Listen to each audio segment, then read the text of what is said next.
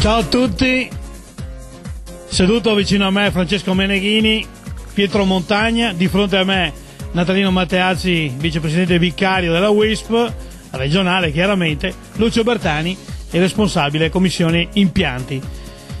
Serata dedicata a due chiacchiere che poi non saranno mai le due chiacchiere solite, ma per quello che si può dire, quello che in ogni caso è successo nel 2008.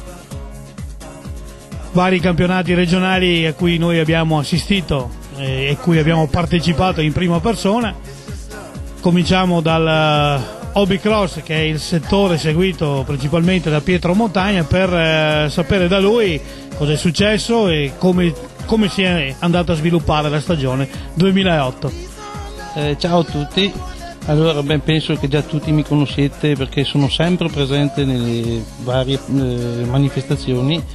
Diciamo che anche quest'anno la categoria Hobby Cross l'abbiamo mantenuta abbastanza a un livello più di divertimento che competizione pura.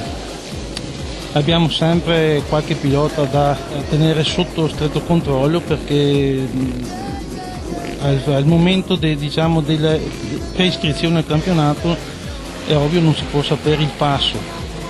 Durante le prime gare si tenta già di sorteggiare i piloti più esperti e passarli di categoria. In ogni caso, a parte anche qualche incidente del tipo moto camuffate, in linea di massima la categoria rimane sempre a un livello, diciamo, delle origini. Ancora dal mio predecessore Pietro Beltramelli, che è partito vivendo l'esperienza della Hobby Cross. Diciamo che non è una categoria semplice da gestire, perché il discorso moto, bisogna mantenere la moto di 2 anni più vecchia e anche lì qualcuno fa sempre un po' il furbetto. A livello mentre di agonismo abbiamo ancora qualche pilota che prende troppo seriamente la competizione a livello hobby. Comunque penso che anche nel 2009 manterremo sempre il livello della Hobby Cross a un livello puramente amatoriale. Con questo penso di concludere qui il discorso e ci vedremo nel 2009.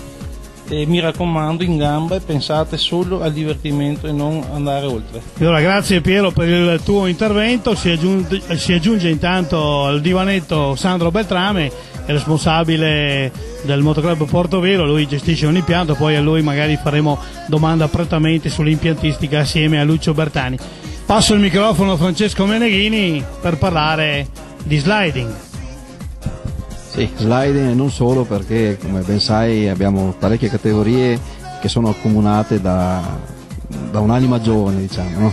Vediamo che passano le immagini nel frattempo dei DVD di Motor Passion, e abbiamo tanti nello scooter, nelle pit bike motard, nei mini cross, oltre che gli hobby cross di cui ha parlato Montagna, e anche i motard, quelli un po' più grandetti.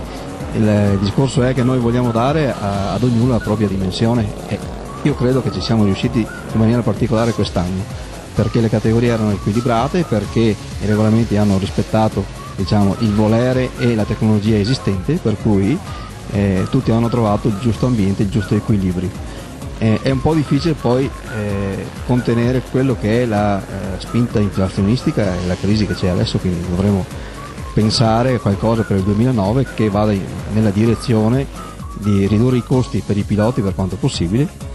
E poi l'altro tema caldo, che è quello del rumore, di cui magari parleremo anche più compiutamente anche con Lucio Bertani, che si interessa appunto di impiantistica e di sostenibilità ambientale degli impianti.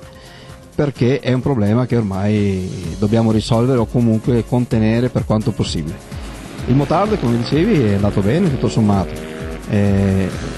Si vive un po' la crisi dei costi elevati che noi avevamo già comunque segnalato in tempi non sospetti.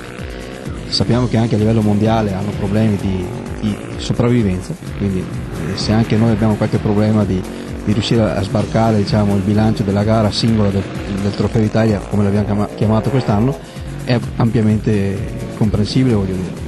Dovremmo rivedere ancora il discorso dei costi. L'unico punto dove possiamo toccare secondo me sono le gomme, perché poi il resto rimane, lo sappiamo, siamo legati alle spese fisse che sono quelle dell'impiantistica tradizionale, quindi le piste, quelle con la P maiuscola, che costano parecchi soldi. Mentre se vogliamo fare promozione, andare nelle aree industriali eccetera, abbiamo problemi di personale, quindi non è semplice da gestire la situazione. Ci consola, ma non tanto, il problema è che anche gli altri hanno gli stessi problemi nostri. Quindi prevedere per l'anno prossimo formule magari più accessibili, per quanto possibile per noi abbattere i costi.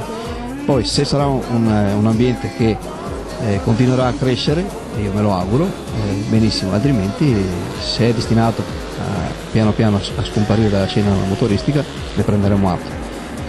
L'abilità della WISP è questa di adeguarsi alle esigenze, quindi sono nate le pit bike piuttosto che gli scooter, piuttosto che categorie diciamo così innovative. Se c'è lo spazio di muoversi noi glielo diamo, gli diamo la possibilità quindi di esprimersi.